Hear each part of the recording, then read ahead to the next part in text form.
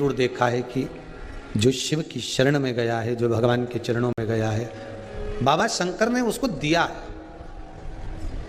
भले वो राक्षस आया हो, चाहे वो देवता आया हो, चाहे वो संसारिक मनुष्य आया हो, चाहे जलचर थलचर वायुचर जो पशु पक्षी हैं वो आया हो, कोई भी आया हो, बाबा ने दिया जरूर है। उसने देने में कोई कमी नहीं रखी। पार्वती जी ने जो आनंद पाया है, माता जगतजननी जगदम्बा ने जो एक आनंद सुख को प्राप्त किया है, बाद में शिव को प्राप्त कर लिया। शंकर भगवान के साथ में माता पार्वती कैलाश पर रहने लगी। समय आया, पार्वती मैया का शिवजी से विवाह करने का कारण केवल एक था, और वो था तारकासुर का संहार।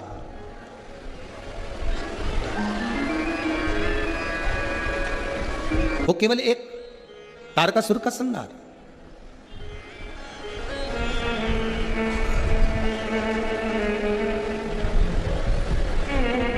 एक रुद्राक्ष होता है, एक भद्राक्ष होता है।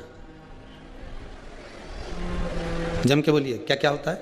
एक रुद्राक्ष होता है, एक भद्राक्ष होता है।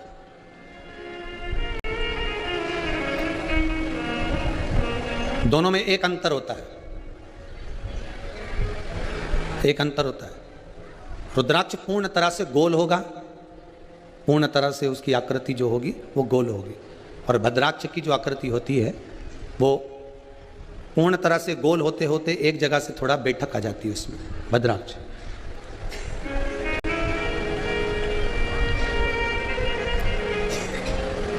असुर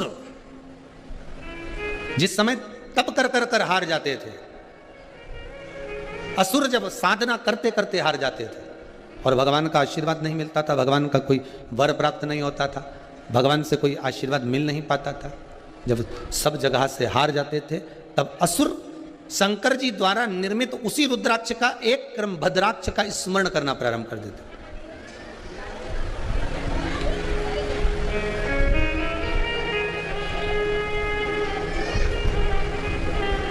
रुद्राक्ष का एक प्रतिबिंब स्वरूप है, रुद्राक्ष का एक स्वरूप है भद्राक्ष।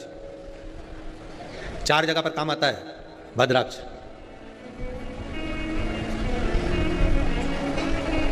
महाराज, उधर इस पेट से जुड़ी हुई जो भी परेशानी हो, जितनी परेशानी पेट से जुड़ी हुई है, चाहे उधर के अंतर्गत कोई गांठ पड़ गई हो, कोई थैली में गांठ पड़ गई हो, महाराज डॉक्टर बोल रहा है कि इसका ऑपरेशन कराना पड़ेगा, या पेट से जुड़ी जितनी आदि कादिक जितनी भी बीमारियां हो जाती, भद्राक्ष उस जगह पर काम आता है।